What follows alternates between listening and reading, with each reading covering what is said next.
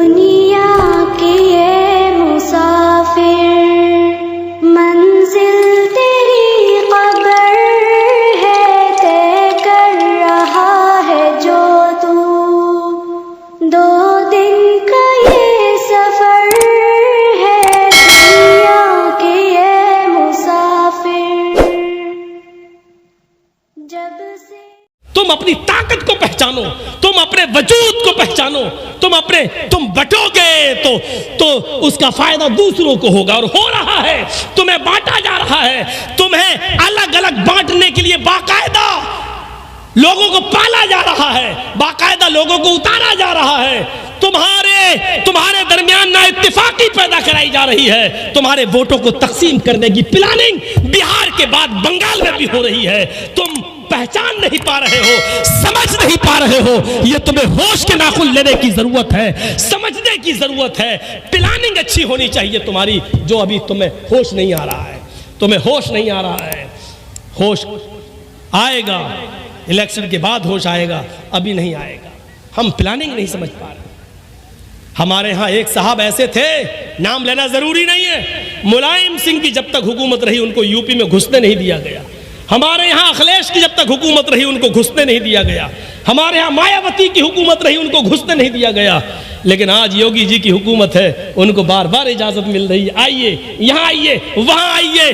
फिर भी हमारी खोपड़ी में नहीं बैठ रहा है, हमारी समझ में नहीं आ रहा है, हमारे अक्ल में भैंस का गोबर भरा हुआ है। हम समझ से दूर हैं, हम बस जज्बाती हो जाते हैं। हम ये समझते हैं कि मौलाना जर्जीस ने प्रधानमंत्री के बारे में ऐसा बोल दिया, यही हमारा हीरो हो गया है। मेरे भाइयों, हमें जज्बात से नहीं, होश के नाखून लेने की जरूरत है, और इस वक्त बहुत होश की जरूरत है। इस वक्त बड़े होश की जरूरत है। इस होश के नाखून लीजिए, वरना आपके भाटोल से जो गोश्त जाता है कलकत्ता, वो भी नहीं जा पाएगा। मौलाना को इतनी बारीकी की बात मालूम भी है, जासूस लगाए हैं मैंने हर जगह, सब मालूम है मुझे।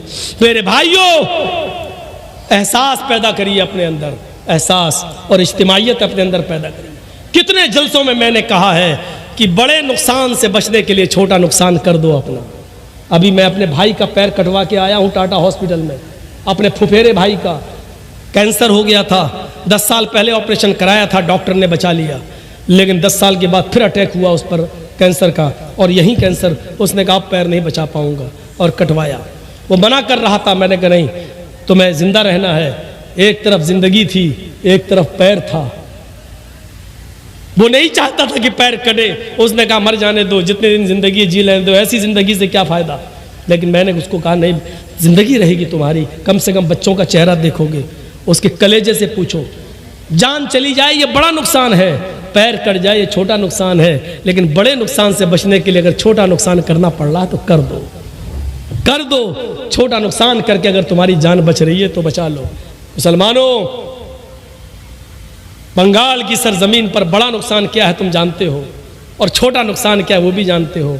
अगर बड़े नुकसान से बचना चाहते हो और उस पर अगर आपको छोटे नुकसान की कुर्बानी देनी पड़ रही है तो दे दो, लेकिन बड़े नुकसान से अपने आप को बचा लो। बिल्कुल वो हाल है कि मेरी बीवी के बच्चा पैदा हो रहा है, डिलीवरी का टाइम है, डॉक्टर ने कह दिया कि नहीं, खतरनाक माहौल है, या तो माँ को बचा सकता हूँ या बच्चे को, इन दोनों में से किसी एक को बचा सकता हूँ। और जर्जीस साहब कलेजे में पत्थर रख कर कहते हैं कि बीवी को बचा लो, बच्चा जा रहा तो जाने दो, बीवी रहेगी तो बच्चे और भी आ जाएंगे। लेकिन ये किसी की बेटी है, किसी की बहन है, वो लोग बर्दाश्त नहीं कर पाएंगे। इसलिए छोटा नुकसान अगर हो रहा तो कर दो, बड़े नुकसान को बचा लो, यानी बीवी को बचा लो, और बच्चा जा रहा है तो जाने दो। हालांकि बच्चे से भी हमें मोहब्बत है, लेकिन छोटा नुकसान हम गवारा कर रहे हैं बड़े नुकसान से बचने के लिए। बंगाल के आने वाले चुनाव में आप भी यही तरीका अपनाइए, बड़े नुकसान से बचने के लिए छोटा नुकसान करिए, तभी आपको बड़े नुकसान से निजात मिलेगी। देख रहे हो कैसे कैसे लोग छोड़ के भाग रहे हैं। प्लानिंग है, प्लानिंग हो रही है, प्लानिंग। मेरे भाइयों, बाकायदा पैदा किया जा रहा है, तोड़ा जा रहा है, खरीदा जा रहा है। देख रहे आज फलाने इस्तीफा दे दिया, फलाना इस्तीफा। आपको क्या लगता है इस्तीफा ऐसे ही मिल गया है? हम दे रहे थे 100 रुपए, ऊपर से उनका ऑफर आ गया 1000 रुपए। आदमी ने इल्ज़ाम लगा दिया ममता जी ऐसा कर रही हैं इसलिए हम इस्तीफा दे रहे हैं। हमें नहीं मालूम है जहां 100 की जगह कोई 1000 देगा तो आदमी वहीं जाएगा। ये सारे मामले हो रहे हैं बाकायदा, और एक लाल फाटक दिखाया जाता है, लाल फाटक, इस पार्टी को छोड़ो नहीं तो सीबीआई जांच के लिए तैयार रहो। बेचारा आदमी डर की वजह से इस्तीफा दे रहा है। ये सारी चीजें साफ क्लियर हो चुकी हैं। पूरा हिंदुस्तान तुम्हारे बंगाल की तरफ नजर जमाए बैठा हुआ है। मुसलमानों, इस वक्त यूपी की नजरें भी तुम्हारी तरफ है, पूरे इंडिया की नजरें तुम्हारी तरफ है, बल्कि पूरे हिंदुस्तान नहीं पूरी दुनिया की नजरें तुम्हारे चुनाव की तरफ है, तुम्हारे इलेक्शन की तरफ है। ये तुम्हें फैसला करना है कि हमें कहाँ जाना है और कहाँ नहीं जाना है। हम किसी पार्टी का प्रचार करने नहीं आए, न मेरा हक है प्रचार करने का, और न कभी हम प्रचार करने के लिए किसी की तरफ से उतरे। मेरे भाइयों, एक एहसास दिला दिया मैंने, तो ये बहादुर थे मोहम्मद रसूलुल्लाह। और छठी सिफत क्या बताई गई? 5 हो गई, पराक्रमी, बहादुर होंगे, दानी। छठी सिफत वो खैरात करने वाला, दानी, दान करने वाला होगा। अल्लाह के रसूल से ज्यादा दान करने वाला कोई नहीं था, कोई नहीं था, दान करने वाला कोई नहीं। एक फकीर आया, कहा अल्लाह के रसूल मुझे अल्लाह की राह में कुछ दे दो। कुछ था ही नहीं। आपने कहा अभी तो नहीं है। कहने लगा मैं क्या करूं? आपने कहा बैठ जाओ, कहीं से आएगा तो दे दूंगा। बैठ गए।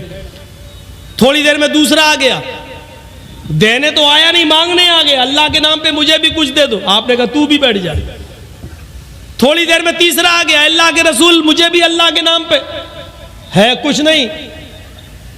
आपने कहा अच्छा तू भी बैठ जा। फिर थोड़ी देर के बाद 4 औकिया चांदी कहीं से आ गए, सोना, 4 औकिया सोना कहीं से आ गया। तो अल्लाह के रसूल सल्लल्लाहु अलैहि वसल्लम ने एक एक औकिया तीनों को दे दिया, जाओ।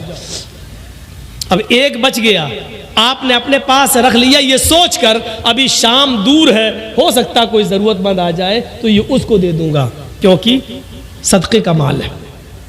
शाम हो गई, कोई नहीं आया, और एक औकिया सोना अल्लाह के नबी के पास रखा रहा। इशा की अजान तक कोई नहीं आया। अल्लाह के नबी सो गए। तहज्जुद की नमाज पढ़ने के लिए उठे तो सबसे पहले दरवाजा खोला, देखा बाहर कोई नहीं। वो सोना अल्लाह के नबी के तकिए के नीचे रखा हुआ था, एक औकिया। आपने वुजू बनाया, फिर बाहर निकले, देखा कोई नहीं। फिर अंदर आए, 2 रकात नमाज पढ़ी।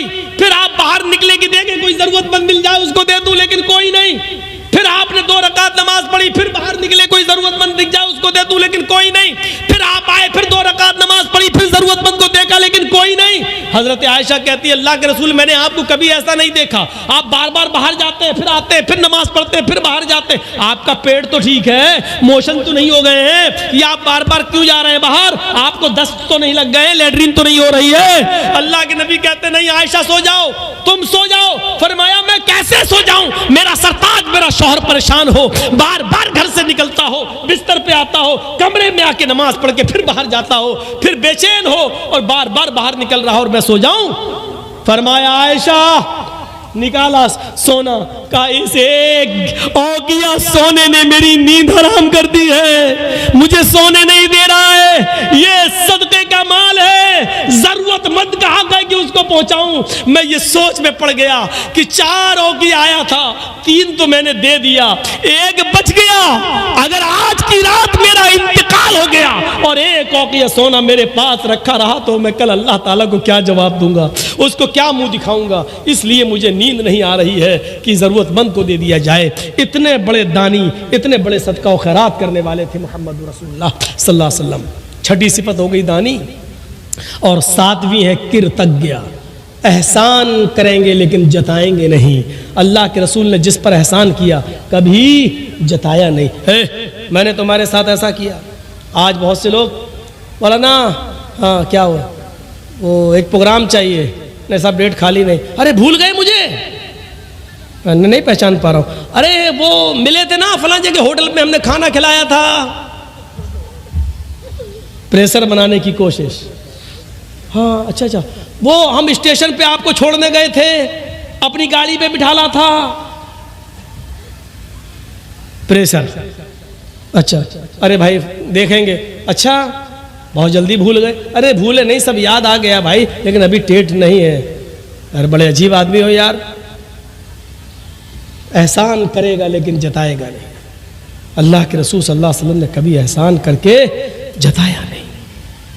वो अब्दुल्ला इब्ने उबई इब्ने सलूल जिसने अम्मा आयशा को गाली दी और जिसने अल्लाह जिना का इल्जाम लगाया, जिसने अल्लाह के रसूल को जलील कहा, जब ये मर गया तो इसका बेटा आया, कहता अल्लाह के रसूल मेरे बाप ने जो किया किया, मैं जानता हूं कि मेरा बाप जहन्नमी है, लेकिन आज मर गया, मैं उसका बेटा हूं, क्या चाहते हो? आपके जिस्म पर जो चादर है, ये कमीज, ये चादर आप दे दीजिए। क्या करोगे? अपने बाप के कफन की जगह पर ये चादर डाल दूंगा। शायद जब तक आपका लिबास मेरे बाप के जिस्म पर रहेगा, अल्लाह ताला शायद उसके अजाब में कुछ कमी कर दे कब्र के अंदर। अल्लाह के नबी उठे और आपने वो चादर दे दी। हजरत उमर ने वो चादर पकड़ ली। और अल्लाह के नबी जिसने अम्मी आयशा को तोहमत लगाई हो और आपको पूरी जिंदगी गाली देता रहा हो, आप उसको चादर दे रहे हैं।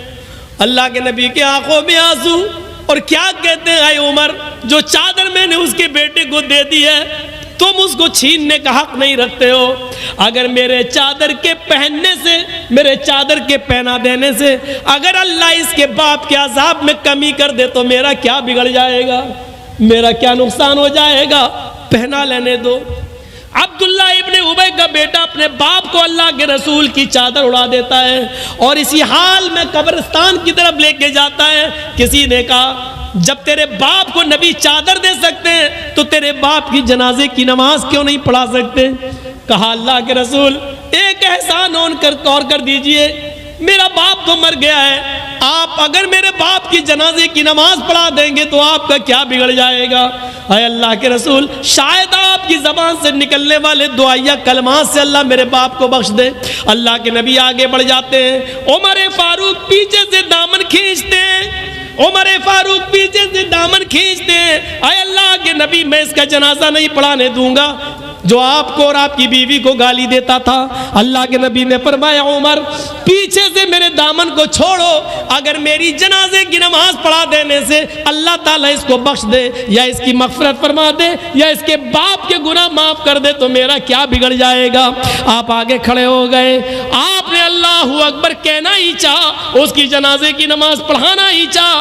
आसमान से जिब्राइल अमीन आ जाते हैं और कहते हैं मोहम्मद इसकी जनाजे की नमाज आप नहीं पढ़ा सकते हैं। आप अपने दुश्मन को माफ कर सकते हैं लेकिन अल्लाह अपने महबूब के दुश्मन को माफ करने के लिए तैयार नहीं है। 70 मर्तबा भी अगर आप इसकी जनाजे की नमाज पढ़ेंगे और दुआएं मगफिरत करेंगे तब भी अल्लाह इसको नहीं बख्शेगा, इसको नहीं बख्शेगा।